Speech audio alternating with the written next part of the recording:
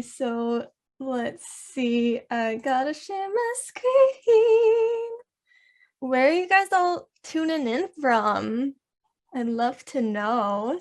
Oklahoma, Slovakia, Alaska. Hello, all of my California friends. Oh my goodness, you guys are so cool. This is something I really, really like about online conventions. It's so much easier to connect with everybody in like England, Mexico. We are able to come all together. Okay, so my panel is all about the secrets to effective storytelling. So you guys know me for my videos and all of my fun stuff. It's a lot of fun making videos for you guys, and I wanted to share this with you because I get a lot of questions from people asking like tips for making their own LPS videos. It is super, super fun making your own stories, and I'm going to share you some awesome tips on how to do that well. But first of all, I mean, I kind of already gotten a little introduction. Who am I? I'm ccrtelevision, an LPS tuber full-time. That's a really fun job for me to do. You might know me for some of my skits. I do a lot of funny skits, and I also do a variety of other things like very, very weird videos. I'm not leaving LPS tubes to make worm videos. That was just an April Fool's joke. Where it all began. I'm going to be sharing you a little bit of backstory and going to segue into some stuff about LPS tube in general. So, where it all began for me with LPS and stuff, it's all started at a McDonald's in 2006. That is a very weird place to start like an LPS tube journey, but it's true. I ended up with this little man. He looks kind of ugly, but I have lots of memories. I named him Cheesy, and I was so excited to have him because from the moment I saw my first like LPS commercial, I was instantly in love with those pet shop, and I wanted to collect them for so long, but my mom wouldn't let me because I was collecting My Little Ponies at the time. I ended up with just one LPS for about a year and a half, this old man. Sorry, I just wanted an excuse to do the fart sound effect. This is a picture of me like a day after my 9th birthday. This was like Hanukkah of 2007, and I got my very first LPS, and you can see the smile on my face. It was like the best day of my life because I wanted LPS so bad, and I finally got them, and a really awesome set too. And the moment I got these toys, the very first things I wanted to do was tell stories with them and play with them. And as you can see, there's lots of different things going on in these rooms. In this corner here, they're all at like the tiki bar. These girls are making clothes. We got a photo shoot, a sleepover, lots of fun little stories going on. Eventually, that led to me making YouTube videos. So this is the very first LPS video I ever uploaded, like a month before LPS Popular came out. So it's super old. It's called LPS Meet the Evil Bus Driver. And it's very interesting to say the least. I have a few clips for you guys with some extra director's commentary. You guys gotta see this. It's very interesting. Attack of the Evil Bus Driver, starring Fluffy the Kitten, Perry the Ferret,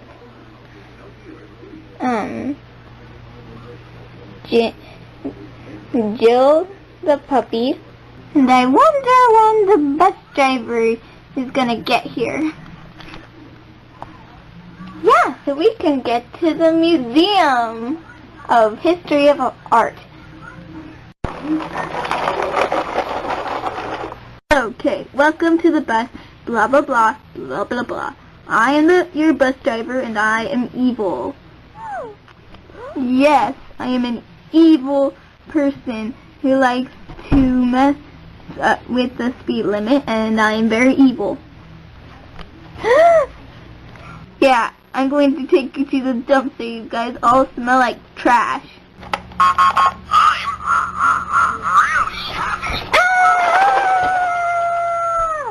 Yeah, that was very interesting time. I'm gonna click on the chat just to see.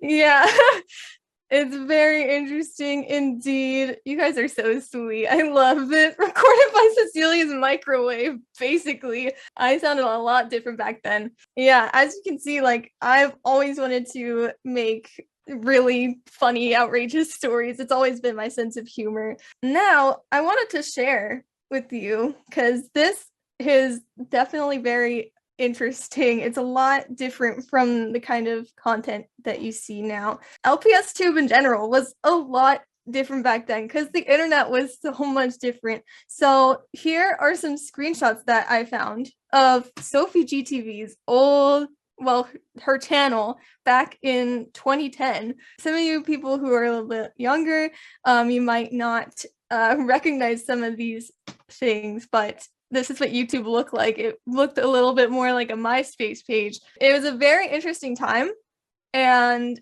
very, very conducive for what was about to come, if that makes sense. Because when you combine YouTube, which back then was becoming this brand new, exciting medium, you can do anything and post anything you want. You combine that with Littlest Pet Shop. I mean, we know all about Littlest Pet Shop, and back then they were probably at like the height of their popularity. Everyone wanted them, and you combine that with early LPS tubers like Sophie GTV and LPS Lover, who showed us that it was possible to make really awesome videos. It's no wonder that LPS Tube grew so quickly to become one of the biggest and most tightly knit toy communities on the internet. I mean, if you just go into YouTube, search for LPS, you're gonna find thousands, possibly like millions of videos of LPS. It's insane. You don't need to hear that twice from me because you guys already know. In fact, seeing all these videos might have inspired you to make LPS videos of your own. Or maybe after seeing all these awesome videos, super high quality, you might be a little nervous to make your own videos. You might feel a little discouraged, like there's no way that you can make something that good. I see comments like that sometimes, but I'm gonna let you guys know that you can do it! Yeah! Anybody can make an awesome LPS video. In fact, what makes an LPS video good? I get a lot of questions. What camera do you use? It doesn't matter what camera you use. If you have a giant collection or just like 10 LPS, it doesn't matter. It doesn't matter if you have like super gorgeous nails. And I mean, I love these nails. It doesn't really matter. In fact, I mean, you guys probably noticed I pick my nails a lot. Just a nervous habit, nothing too crazy. So if these aren't things that make an LPS video good, then what does? Well, the most important part of an LPS video, and in fact, the most important part of any creative endeavor is, drumroll please, story! Woo! Yeah, I had to include the spinning in there because it's just that good. So why does story matter? Story is the foundation of everything you create. Everything you make is a story being told, whether it's like abstract or a strong, like solid narrative. It's like the foundation of everything you make. It's also something that helps you push through creative blocks. So if you're making an LPS series and you have no idea how to start episode 7, you can go back. What was I originally trying to say in the first place? And that can help guide you how to keep going with the series and eventually how to end a series. Story is a way to explore the topics and ideas that matter to you. It's a way to express your values. If you have any strong beliefs, like you want to make people happy, that's something that is very important to me. Story is a really fun way to explore your values and share them with other people. And probably most important of all, a great story leaves a lasting impact on those who encounter it. So I'm sure you've all read a book or watched a movie that really stuck with you and you still think about it today. We have our favorites because they have great stories that really resonate with us. So the three most important elements, in my opinion, of storytelling are authenticity, character dynamics, and theme. Now, there are a million different elements to storytelling. I could spend a year talking about them. These are just three that I think are extremely important, three that I consider while I'm making videos and working on series and stuff like that. I feel like if you guys can get these down, you'll be more than set to get started. This panel is made with LPS tubers in mind, but this applies to anything, whether you're making comics, cartoons, books, anything really that is any sort of creative endeavor. Let's move on to the first element. The first element is authenticity. I'm going to start this one off with a quote you may have heard of before. It's from Dr. Seuss. Today you are you, that is truer than true. There is no one alive who is youer than you.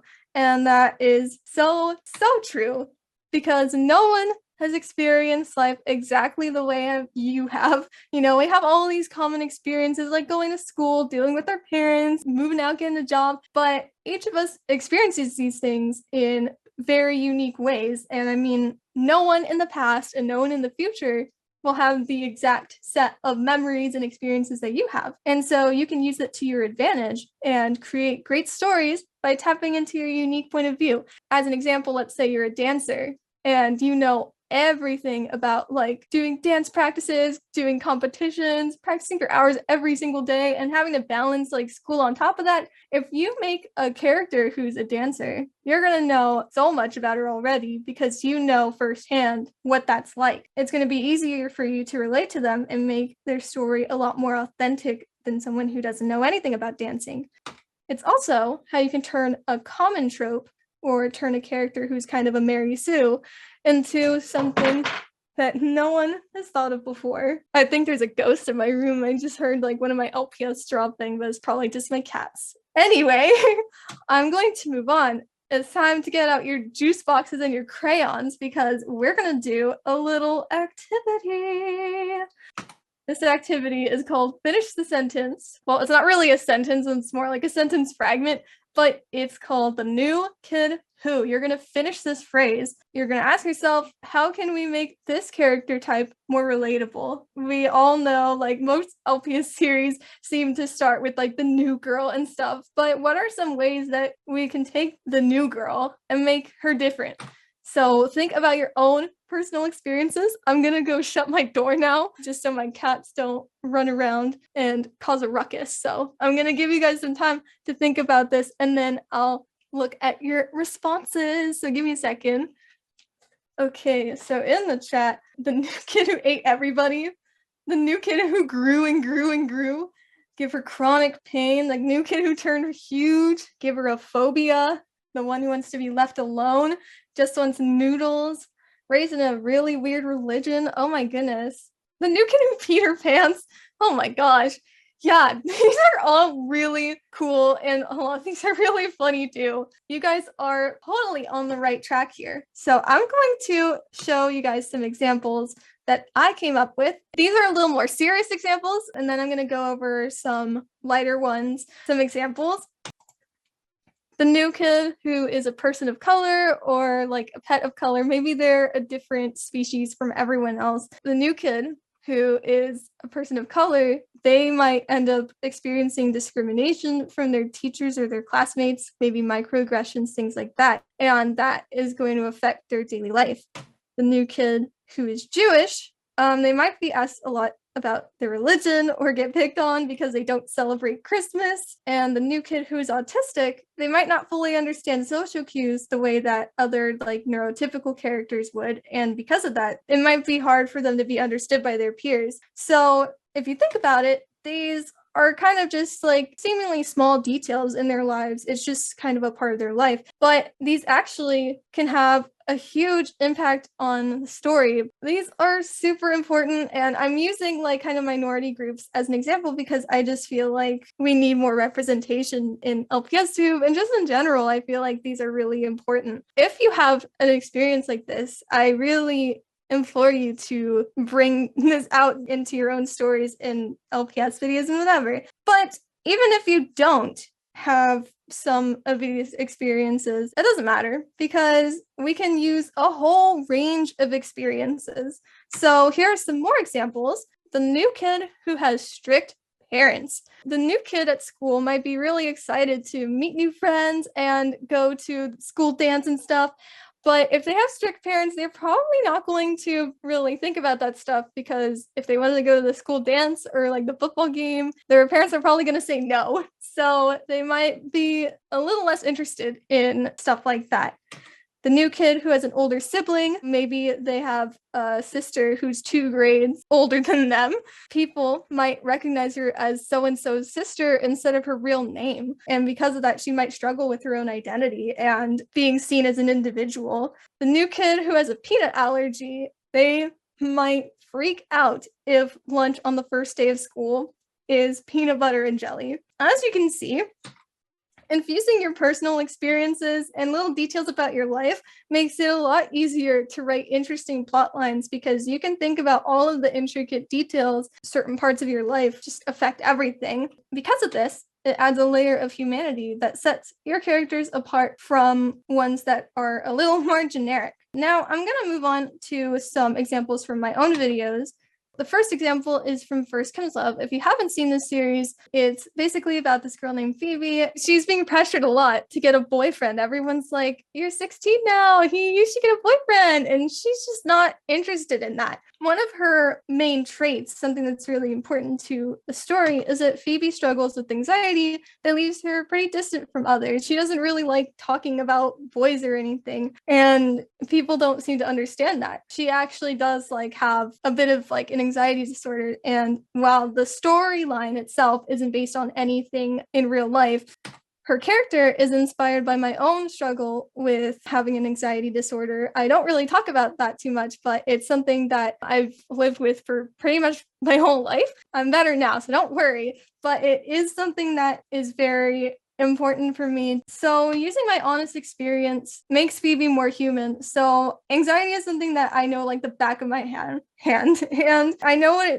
what it's like to feel triggered or overwhelmed by things that other people might think is not really that big of a deal. I really wanted to show that what that experience is like. It's a lot easier for me to write a character like Phoebe because I have so many anecdotes from my own life that I can draw from. And this isn't to say that like, oh, if you don't have anxiety, you can't write a character with anxiety. It's not that at all. It takes a little bit more research to get to that same level, if that makes sense. Finally, and something that's probably the most important thing for me, is it helps viewers who have anxiety themselves to feel validated. So this is really, really powerful to be able to see yourself in a character. I'm sure that you guys have favorite characters or comfort characters, characters you kin, that remind you a lot of yourself. And it's so, so powerful to have that validation and be able to see yourself in a character. That's a very important reason as well to explore characters with a diverse range of experiences. So I'm using a lot of like dramatic examples, but this applies to comedy as well. You guys have been talking about Mr. Bighead earlier. The characters and humor, it's really exaggerated, super outrageous, but it's still somehow relatable. And how am I able to do that?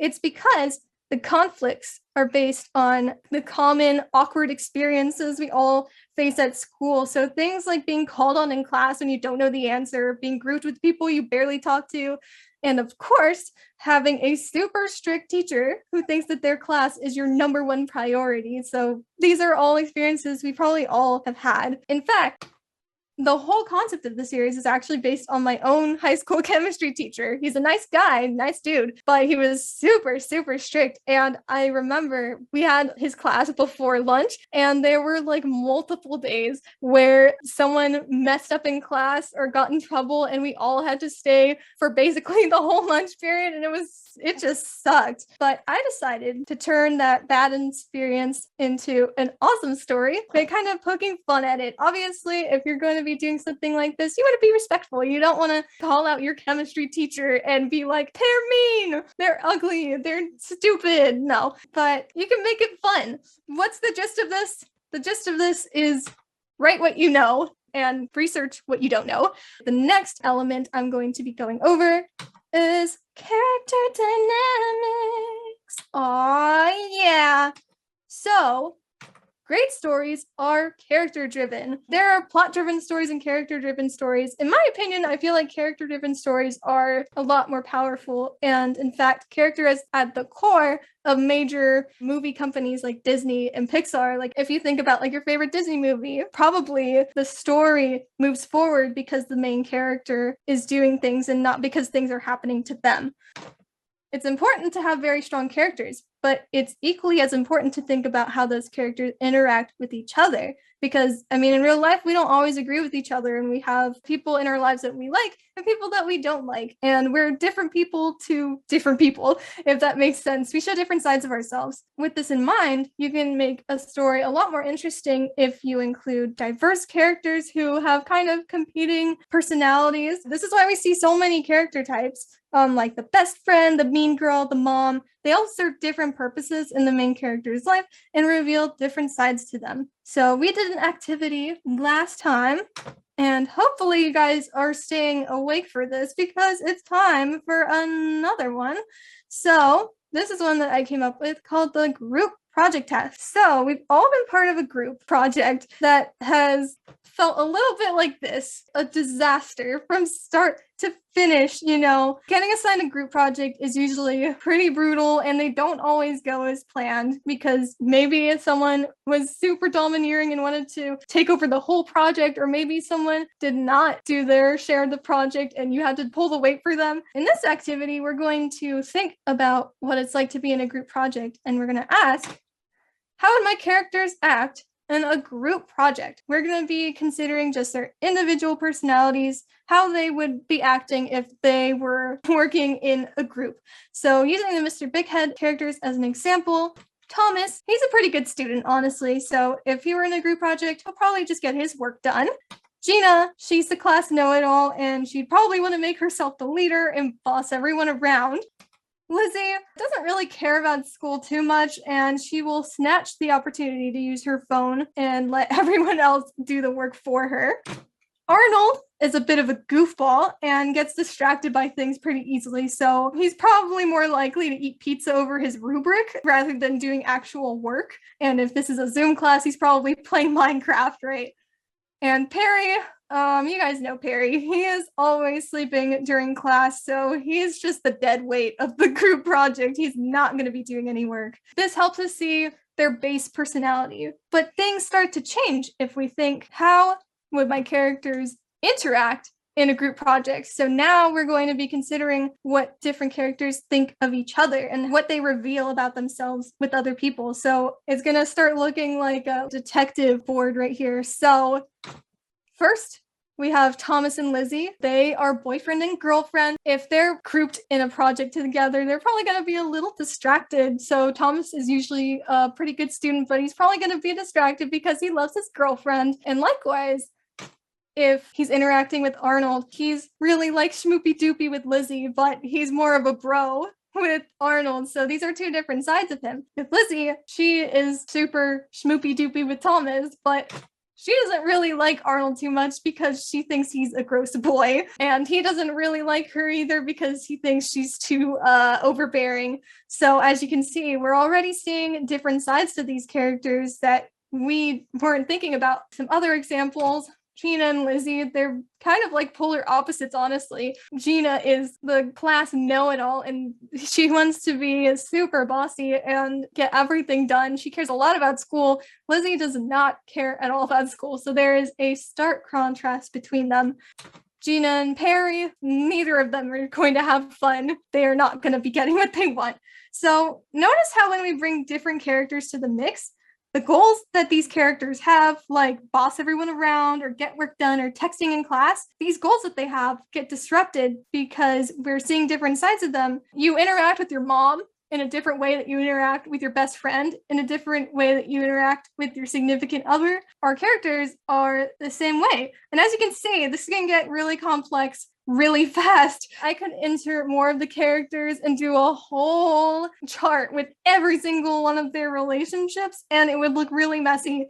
And if you're doing this with your own series, I actually do suggest you get messy, because the more that you know about your characters, the better. And this is also super helpful because it makes you think, hey, I just noticed that, oh, some of my characters have kind of the same personalities. I didn't include Gerald in this little group because he's kind of serves the same purpose as Arnold. But what if you notice that like all of your characters have the same personality, and you're starting to think, oh my God, my characters suck. Ah! Well, first of all, if you're in this situation, be nice to yourself, because in order to create a great piece of art, you first have to make a lot of bad ones first. You artists in the chat, you guys know this super, super well. It takes a lot of bad drawings before you can make a good one. And if you're struggling with characters, don't worry, because this is all a part of the creative process.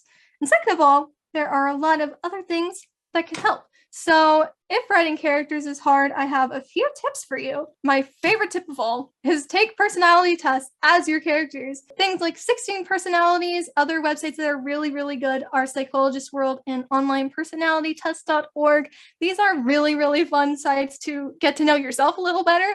But this also works if you take these tests in the minds of the characters. Another little quick tip I have for you is to know their purpose in your story. So the hero of a story is going to have a very different purpose than the villain will, and side characters have their own purposes in the story as well. So you got to think about why someone is being included in your story. Are they there to stand in the character's way, or are they there to lift them up and achieve their goals? Every character in your story should have a purpose, even if it's small, even if it's just to like add comic relief. That is a very important purpose for a story too.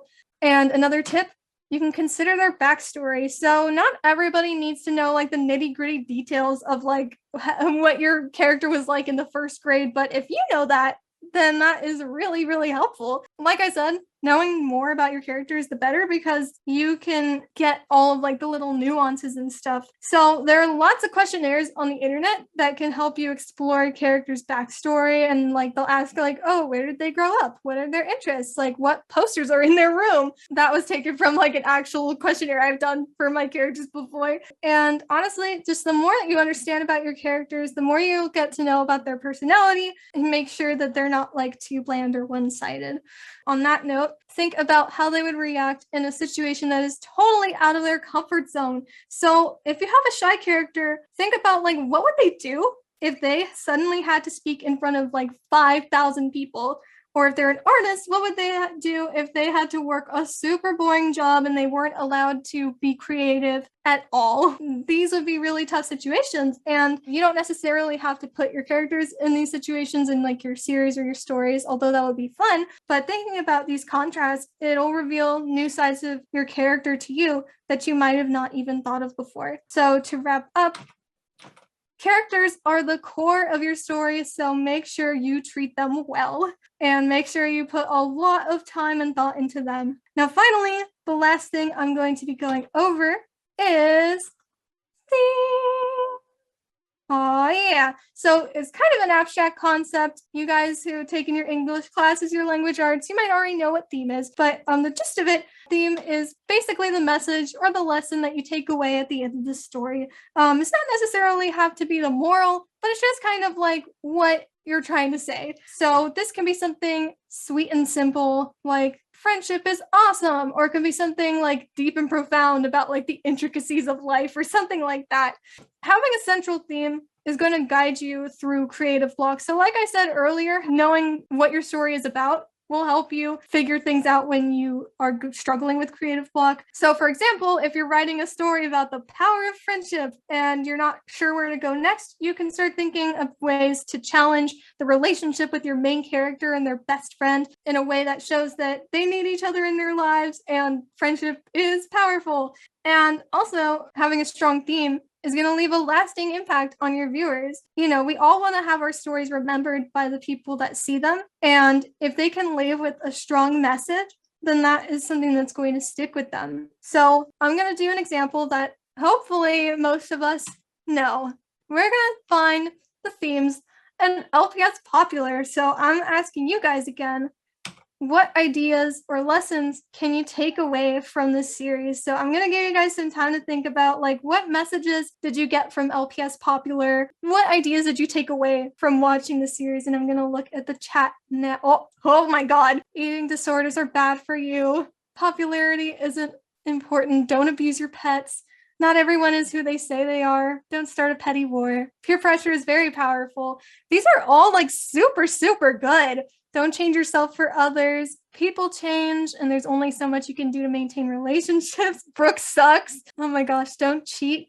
Yeah, these are all super, super good ideas and themes. Yeah, you guys are like on the ball today. Like, this is like seriously perfect. So some ideas that I got from the series is that popularity can bring out the worst in people. So Brooke, focusing on outward appearances isn't healthy. So a lot of you guys mentioned the thing about eating disorders. And I'm also thinking about things like the makeover, having to feel to change yourself to be pretty, to get other people to like you. And to that end, you shouldn't change yourself just to fit in. So if you think about it, the characters and the conflicts throughout LPS Popular reinforce these themes. Like I was saying about outward appearances, you can think about all the scenes about the eating disorders, but you can also think about like the makeover scene. This message is littered throughout. We might interpret the themes differently. You know, all of us had very different answers, but they floated around like the central idea of trying to change yourself to fit in or be popular equals bad. So final activity, bring on your thinking caps. I just really like this gift. How to find the theme of your story. Theme can be a little bit of an abstract concept, but in essence, it's the why of your story. Why are you telling this story? So if finding theme or a message is difficult, or incorporating that into your stories is difficult, the first thing you can try is to find one word that describes the core of your story. So just one word. So it might seem a little daunting, but it is actually a little easy. Just think about really broad concepts. So ones that I included are love, friendship, revenge, self-discovery, hope. There are a lot of different like story archetypes, but these are some very common ones that I find in like movies and stuff. Now that you've figured out a word that describes your story, what's the core message that you're trying to portray, now you're going to think, what are your thoughts about this word? And you'll be thinking, like, what are your values? What are things that you think about when you think about like love or revenge and stuff? So here are some examples. So for love, we should be free to love who we want. Friendship, a true friend will stay with you when times are tough. Revenge, getting back at someone feels good in the moment, but it can lead to consequences later on. So thinking about LPS Popular with that one. Self-discovery, we can learn a lot about ourselves if we take time to be alone. My introverts in the crowd, you probably know what I'm talking about. And hope, even the worst experiences can lead to positive change. You just got to think about, you know, what are your values? What are some things that you hope other people can learn about these things? So now that you figured out what's my story really about, now we're going to start writing down possible example situations that will support and challenge this theme. So we're going to follow along with a story. This isn't a real story. It's not like a new video coming out. It's just a thing. I'm going to use an example. Even the worst experiences can lead to positive change. So we're going to follow along the story of Tina. She's a little dog, and she loses one of her legs after being in a car accident. It is a horrible, traumatic experience for her. She's getting teased for having this disability, and she loses her friends because they think she's a freak. It just seems like things are getting worse and worse and worse for her. Don't call people freaks, by the way, that's not very nice. But one of her friends stays by her side, and so Tina has the opportunity to vent about her problems and talk about how things are a lot different in her life, how much her life has changed. Because she's able to vent with her best friend, Tina's friend reminds her that nothing has changed about her on the inside. You know, you might have 3 legs now, Tina, but you know, you're still the awesome, funny, great friend that you were before your accident. And Tina realizes now that she has a true friend, and eventually she learns to shrug off other people's judgment and becomes more confident than she ever was before. So we went from this horrible accident. Things got worse before they got better, but they did get better. And it shows you can learn from trauma and things that happen to you. This is also a little tinge of earlier that a true friend will stay with you through the toughest of times. So you can mix and match a lot of different themes. So big takeaway of that. This is a quote that I actually have like on the side of my desk that I think about is what matters most is creating meaningful work. This is what drives me to keep doing what I'm doing, is remembering that the videos that I make are meaningful and they make you laugh. Even if I'm like, oh, I don't want to make videos anymore, I want to just sleep in. I remember like you guys feel so happy with these videos, and it makes my day. And I want to bring happiness and joy to you guys. So we're almost done. Wrapping things up with key takeaways: authenticity. There's no one alive who is youer than you, so use your personal experiences to your advantage. For character dynamics, remember that the way that characters interact with each other, that stuff matters. So let that drive the story. Let them take the reins instead of necessarily having things happen to them. And finally, with theme, you can incorporate your values to create a story that leaves a lasting impact. Like I said, what matters most at the end of the day is making something meaningful. So yeah, that's all I have for you guys today. Thank you guys so much for sticking around. But before we move on to the Q&A, I wanted to share with you a little sneak preview of what's to come. So you guys aspiring LPS tubers probably got a lot out of this. And if you are an aspiring LPS tuber, get excited because I'm actually currently working on a new series called the LPS Tube Guide. I actually started a couple videos like this like 3-4 years ago, but now that I've been doing LPS Tube for a while, I feel like I have the chops to guide some of you guys into becoming big, awesome LPS tubers, keeping this community alive. I'm going to start releasing this series sometime next month. The very first episode of the LPS Tube Guide is going to be all about COPA, how I'm able to navigate around making toy videos and still getting comments and revenue and stuff like that, because I feel like that's like the biggest thing that's holding people back from making videos, and that sucks, but there are ways to navigate around it. So I'm going to be going into very great detail about that. I'm also going to be going over like video ideas, editing software, writing tips. This is going to be very much built with you guys in mind as well. Thank you guys so much for joining me. So now, the very last thing, it's going to be Q&A time. I'm going to take a sip of my water because I'm severely dehydrated, but now I'm going to just answer your guys' questions. Okay, so have you ever taken narrative classes? Actually, I have. I have taken about like 2.5 years of film classes when I was in college, but I did take a screenwriting class, and that is kind of how I learned a lot of these things. When you're making films, all of these things apply, and it's very, very important to think about. There's a lot to think about with film, and yeah, story is very, very important. How do you grow your channel? So that's a pretty tough question for me to answer, because it's definitely like you have to be consistent, but there definitely is a little bit of luck involved. But I will say, if you think about some of my more popular videos, a lot of them have something to do with like what's popular or being talked about a lot or something like relatable situations. So like LPS Zoom call was made during the height of COVID scary and everyone's in Zoom classes. So I took that as an opportunity to make something funny, relatable, topical. So stuff like that, thinking about what's trending, what's popular, like LPS Among Us has been really popular, stuff like that. Are you vegan or was that a joke? No, it's not a joke. I've been vegan for 3.5 years. I'm healthy, don't worry. Favorite video you ever done?